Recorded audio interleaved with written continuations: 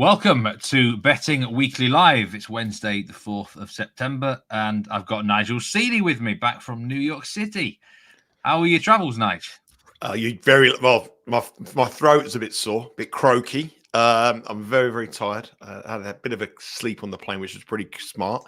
But yeah, straight into work. Did a podcast with Sean already, looking at the semi-finals of the the US Open, and yeah, ready to go. So there's no rest for the wicked. Straight in, no sleep, straight on to the show, live show. That's what it's all about. I was going to say straight into the action. I thought you might put someone like Sean Calvert on this one, and you could rest and recuperate. But, Sean Calvert doesn't do anything out of his official office hours. He wouldn't be coming on this show. He's living the high life still in somewhere in Queens. I don't know where he is. He'll be having a Magnus somewhere with a pack of crisps somewhere, complaining about something in a little bar in Queens somewhere. Well, welcome in everyone. I hope you're doing well and enjoying the betting week so far. We have got a big bumper edition of the US Open here. We're at starting to get to the serious business end now, the tournament, Nigel.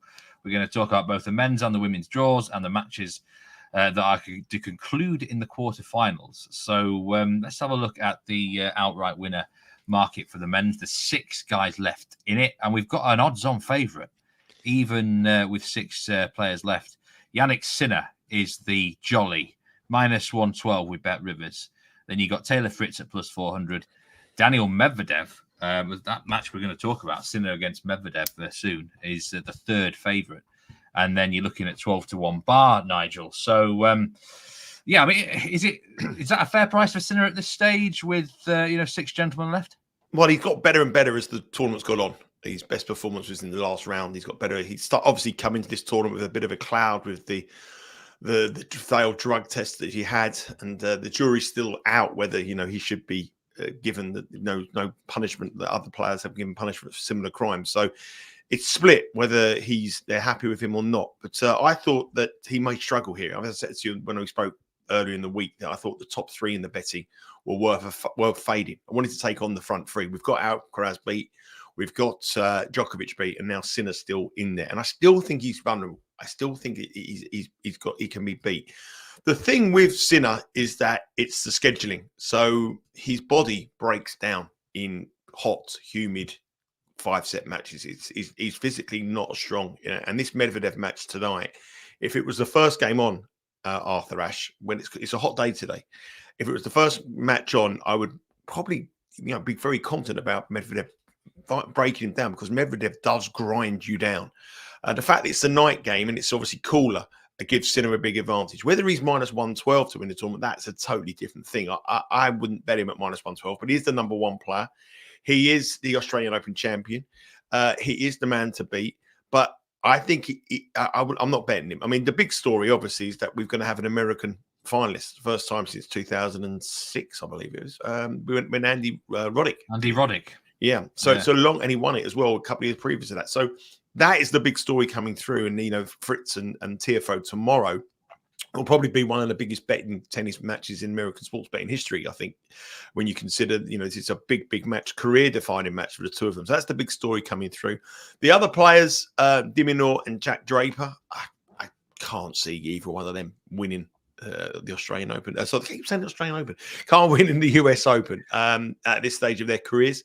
But I do think if you push me now and said to me, where would I have a bet? Now, bear in mind, I am not going to have a bet. But if I was pushed to it, I think I'd have to take Medvedev at +450, because I think the winner of Sinner-Medvedev will win the tournament. And I do believe, we're going to come to that match in a minute, but I do believe Medvedev will give Sinner all kinds of problems. And I don't believe that the difference with the prices should be that strong. And Medvedev's record in New York is exceptional. He's won it. He's been to the final twice. His record here is brilliant. And his hardcourt, on the American hardcourt season's record, is better than most anybody over the last 3 or 4 years. So Medvedev is definitely underrated in the market. I'm going to take on Sinner still. My initial strategy at the tournament was to take on the front 3. We've got 2 of them beat. Hopefully we can get Sinner beat. And I think Medvedev could be the value on the outright draw if someone hasn't played a bet yet. Yeah, I was going to ask you what your bet would be if you were to have one. So there you go. That's answered already. We can move straight into the matches. The men's 2 remaining quarterfinals. We've got Jack Draper against Alex de Minaur and Jannik Sinner against Daniil Medvedev. We'll start with the Jack Draper game. That kicks off at 1:30 Eastern time. Now, there has been some money today for the over 37.5 games line. It's actually now, the line with Bet Rivers is now 38.5. There was also some money for over 3.5 sets.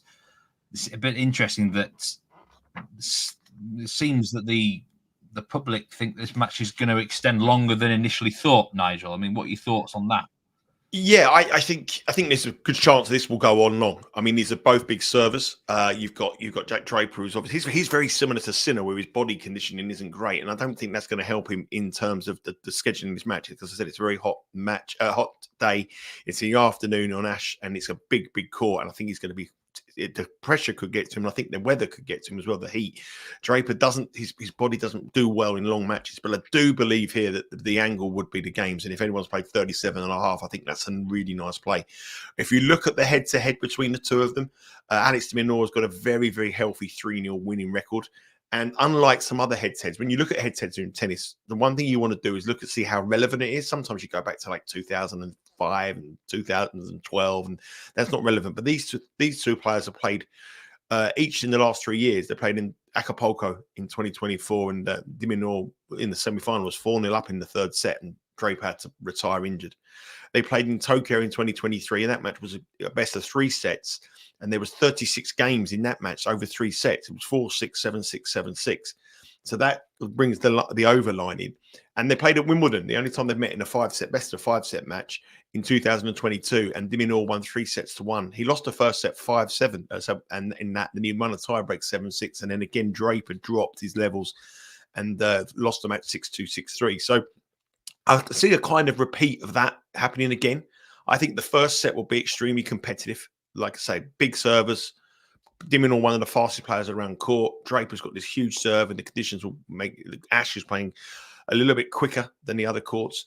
So I think that will help him, but I don't think he's going to be able to stay with the Aussie for 5 sets. That would be my worry.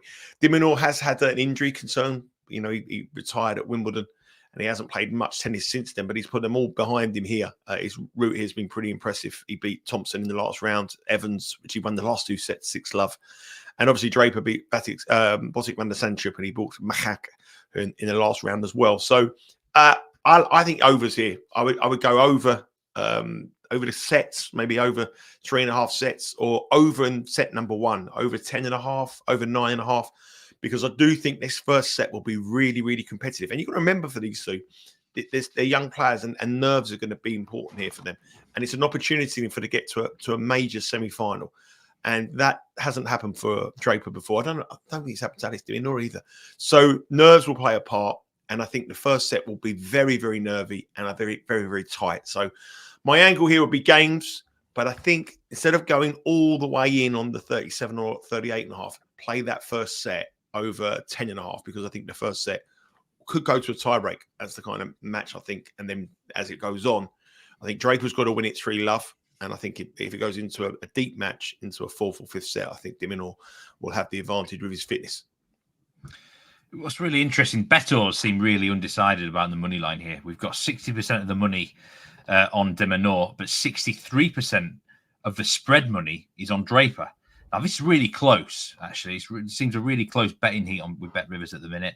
The biggest wager on the game at the minute, at the time of recording, is over 39.5 games at plus 106. That's a 4-figure bet. But in terms of the money line here, I mean, you actually set it out there. If it's a 3-set game, you fancy Draper. If it goes longer, de Minaur. In which case, who would you go with if you had to gun to your head here on the money line? Minus 139 de Minaur or plus 115 Jack Draper? Honestly, I wouldn't have a bet on the money line. I think if I was having a bet, it would have to be on the total games or the length of the match. So over 3.5 sets. I do think the best angle is that first set over, because they're both going to be sharp. They're going to pay a lot of respect in the first set. They're not going to be taking too many chances on the shots. I mean, their aggression and their game plan will come in as the match goes on. I think it'd be like a chess match in the first set, and I wouldn't be surprised to see it go to tiebreak. So my best bet for that match, which does start, when does it start? It starts at 1:30 Eastern. But yeah, I would go for the over 10.5 in set number 1, which is currently, hang on, to get you the price with Bet Rivers, is currently plus 240. And if you want to go for a tiebreak, it's plus 425. And when you consider, if you look at their head-to-head record, in the 3 matches that they've played, these two are playing. It's been 3 tie breaks. So a tie break more or less in every single match they played. One of them had 2. One didn't have a tie break, and in the completed matches, everyone has had a tie break. So, tie break set number 1 at a big price, or just go with the over 10.5 in set number 1 if you want to play it a little bit safer. Duncan Evans, welcome in. Great to see you again. He really fancies Draper in this match. So much so he's commented 3 times about this. So that's Duncan's bet of the day. He's let me down so many times, though, Duncan. He's like, I bet him to do well at Wimbledon after he beat Alcaraz at Queen's Club. I've taken chances. He's a young player. He's there's no doubt about it. He's a top 10 player. But I just think this is maybe a little bit too early for him, and I do worry about his fitness levels in long 5-setters. I mean, he hasn't gone. Every match he's played in this tournament has been straight sets. In the first round, he got lucky because Zhang got injured. He hasn't dropped the set, and I worry about him going in a 5th set. I wouldn't want to be with Jack Draper. Trust Jack Draper in a 5th set in a hot New York day. No. Got some great comments coming in here. Henry VIII, welcome in. Medvedev is underrated, says Shane. Brian Lawler says whoever wins between Sinner and Daniil Medvedev will win the tournament. Duncan thinks the Sinner fitness issue is overrated. They keep saying he's unfit, but he keeps sailing through his matches. And that is the match that we are going to talk about now, the second men's quarterfinal of the day. And it is the big one, Sinner against Medvedev. This match kicks off. I'll tell you the time. It's the night match, isn't it? Yeah, this is 8:30 Eastern. Nigel, for this match. We've got Jannik Sinner. He's a big favourite, though, in this game, Jannik Sinner, on the money line. I can tell you now there has been a little bit of market movement for the over games again for this. Over 37.5 was backed in. And again, the games line with Bet Rivers has moved to over 38.5 now at -121. Sinner -295 on the money line. I mean, you just said there that Medvedev might be the value to win the tournament. So therefore, is he value to win this match? I think if you're looking for a value play, or you're looking for possibilities of getting with this, you've got to get with Medvedev in this match. I mean, Jannik Sinner could win this match easily. He could win straight sets love. Don't get me wrong, but the prices, I wouldn't bet him. I think this is going to be a hostile atmosphere. Medvedev will relish it. Sinner does look tentative at the moment because of this. The crowd, the New York crowd, haven't really taken to him because they're not happy about this drug testing. I was speaking to a couple of guys behind the scenes, and the locker room is 50-50 whether about Sinner. They think he should have been served. Who will the crowd be behind here, Nigel? Because Medvedev has had his issues as well. Yeah, but right, Medvedev has got such a good record in New York. He's won it all. I think most people would want Medvedev to win. But Sinner can play lights out tennis and turn everybody's into Sinner fans. Sinner gets a huge amount of support in Europe. When you go to European events, the Italians come over in their droves. There'll be there's been a lot of Italian Americans cheering on Sinner, but I do think Medvedev will have a slight edge because of this. Tennis purists aren't happy about what's happened with Sinner, that he's not given the punishment that other players have had. So this one here again, I think it's all about the games. I really do. I think if you look at their head-to-head, they played 12 times before, and Medvedev actually leads 7-5. And the last time they played was in the Wimbledon quarterfinal, where everyone thought Sinner would roll over Medvedev easy. And Sinner started that match at -500. And Medvedev beat him in 5 sets. They played in the Australian Open final earlier in the year as well. And Sinner come back from 2 sets to love down, famously, and beat Medvedev in 5 sets. Medvedev should have won that Australian Open final. He'd be kicking himself. He never won that too. Very, very heavy favourite. Sinner grinded, come back and won. So if you look at the form line for majors, they've all gone the distance. They've all gone to 5 sets. And this here, another one, whoever wins this will really think they could win this tournament. So this is a huge, huge match for both of them. And I think this goes all the way. Very, very simple here. I mean, you could make a case for Medvedev on the money line, but I think you're probably better value to bet him to win the tournament. And if he won this match, he's tournament favourite. And if he goes up against Fritz or Tiafoe in the final, well, he's heavy minus money to win that. So I think I think your better value is to play Medvedev on the outright market tournament winner. But this one here is got to be games. I mean, 38.5. I mean, that looks really cheap to me. This is a 5-set quarterfinal night match, Arthur Ashe, what downside is there at 38.5? I thought this would be in the low 40s. I thought this would be 40.5. This won't, not one player is going to run away with this. They're really not. Medvedev has he will grind every point. Every point will be a long rally, and he'll hope that Sinner gets deep into a long 4-setter or 5-setter, and his body kind of breaks down, which it has done. And, that is always a question mark. Did it in the Australian Open, it was the reverse. But I love the over here. I think 38.5 is too big. Again, we can go set one overs if you want to play that. If you look at the set one overs here, it'll be similar to the Jack Draper price with plus 240 over 10.5. But the only word of caution that I would say is that in the Australian Open final at the start of this year, not one of the 5 sets cashed over 10.5. So the over came in, but it was 6-3, 3-6, 6-4, 3-6, 6-4, I think, or something. There wasn't a tie break, and there wasn't a 7-5. So you're better off probably just to play the total on the 38.5 rather than set number one. You've whetted my appetite for this game, Nigel. It feels to me like this is a sort of match it's worth staying up for me. Like, I've actually been watching some of the tennis. I don't always watch that much tennis, but Rory Giovanni got me in the mood the other day to watch a bit. So, I might actually stay up for this. Give good preparation for the Ravens game tomorrow night in the NFL anyway. And you know what? The bettors agree with the spread money. 66% of the money is on Medvedev plus 4.5 games. So it's egging towards sort of a public dog here, Medvedev. It's going to be a cracking game. You like over 38.5 games. Yeah. Be your best bet for I think it could be in for 2 long matches today. And I got a sneaky feeling that Medvedev might get the job done here in a long 5-setter.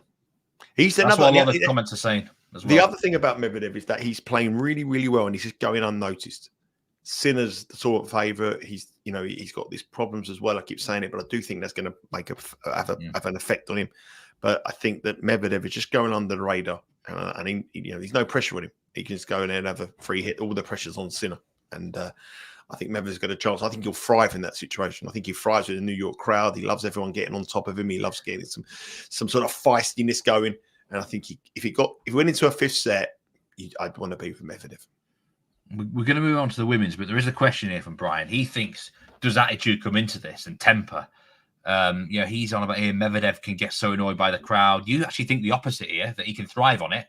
He thrives on it. In the past, he has. Some players love it, and Medvedev is one of those people. He likes to be the public enemy number one. So other people can't handle the pressure. You look, Rublev just has a complete meltdown, smashing rackets and going crazy, whereas Medvedev uses it to his advantage, and he uses it to get the crowd going, and then he plays better.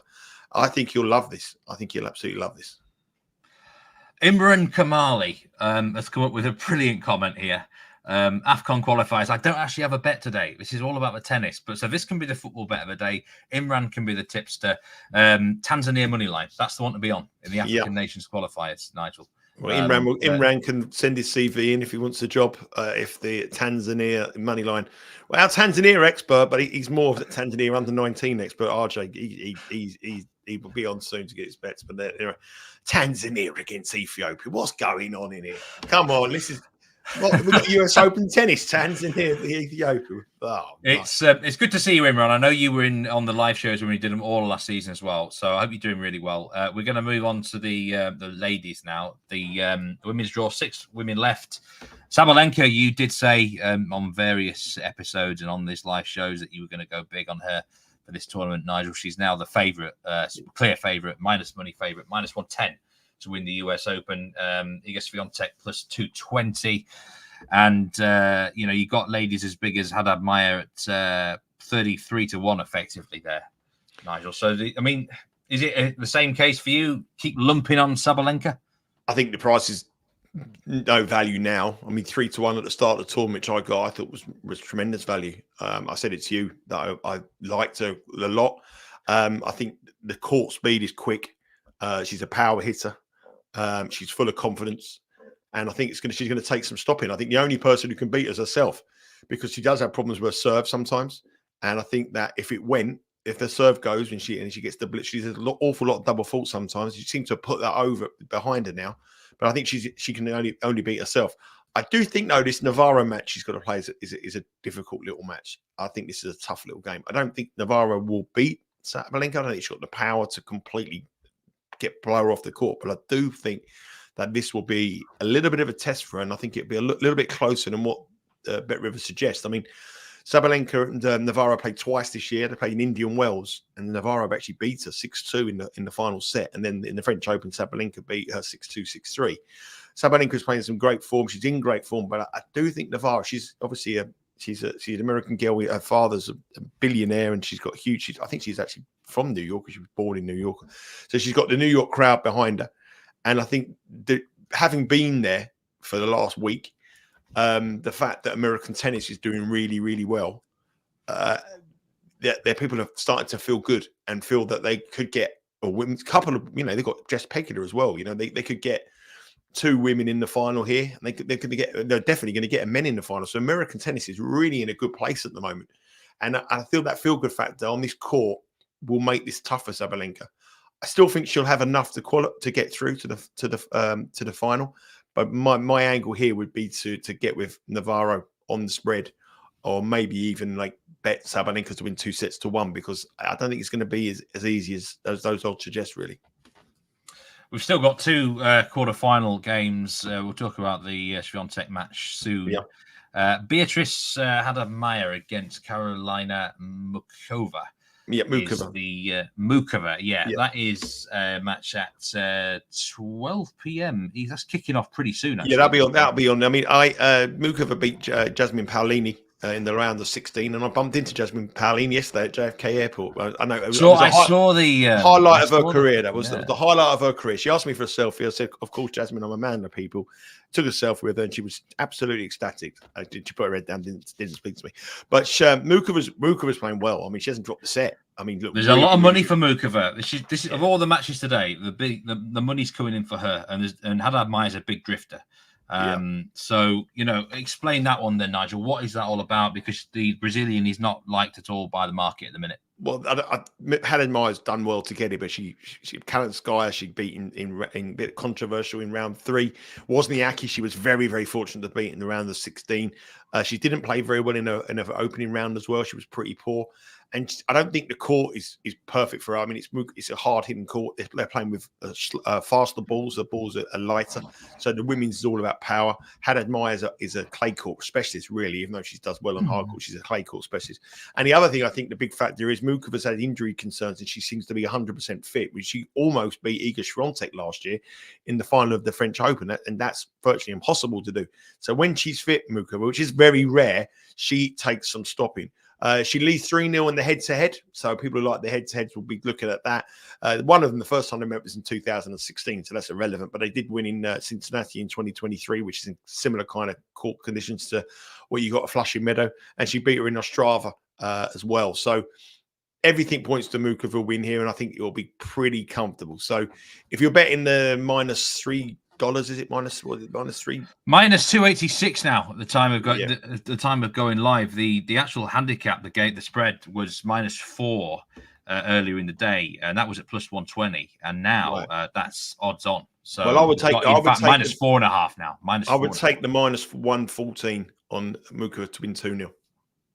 I think she'll win easy. I think that gives you a bet. That gives you a better return of your money.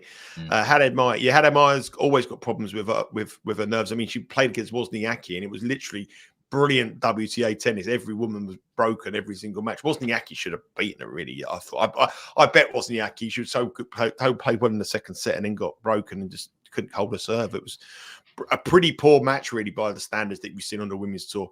So I think that'll be quite easy. I'm going to go for Muchova to win 2-0. On to the final game then, Iga Swiatek against Jessica Pegula. And I actually watched the Swiatek match the other night. Rory Giovanni had a big tip in it, and I backed her. I really liked what I saw, to be honest, Nigel. Really did. She looked every bit a quality player to me. I don't know that much about tennis. I was very impressed. Well, she's the best women's tennis, and her stats, throughout the year and throughout last, she's the best tennis player in the world. But if you're going to get a beat, this is where you're going to get a beat.